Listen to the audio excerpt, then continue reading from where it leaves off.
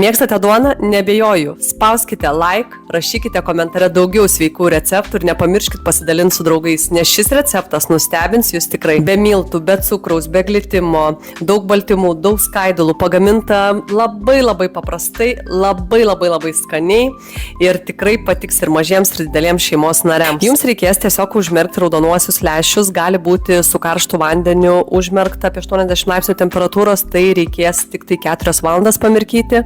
Reikės graikiško jogurto, 2 kiaušinių, druskos, truputėlį kepimo miltelių ir alyvuogių aliejaus. Išmirkytus raudonuosius lęšius nusunkti vandenį, tuomet įdėti viską į smulkintuvą. Aš naudojau Thermomix smulkintuvą, dėjau graikišką jogurtą, mušiau kiaušinius, dėjau druskos, kepimo miltelių ir alyvuogių aliejaus. Viską sutryniau iki vienalytės masės, dėjau į silikoninę kepimo formą, apibaršiau sėklomis ir šoviau į orkaitę 180 laipsnių temperatūrą ir kepiau apie 40-50 minučių. Žinokit, duonos skonis, jeigu ją taip galima pavadinti, jeigu duonos kepėjai tikros lietuviškos ruginės duonos nesupyks, tai iš tikrųjų fantastinis receptas ir galit valgyti ir užkandžiams, priešpiečiams, pavakariams, gali būti prie sriubos puikus pasirinkimas. Kviečiu jūs išbandyti šį receptą, kuris tikrai nepaliks abejingų. O jeigu iš tikrųjų nori išmokti gaminti sveikai, skaniai ir greitai, įsigyk mano sveiko maisto gaminimo kursus, kuriuose ne tik suprasi, kaip gali būti paprasta gyventi sveikai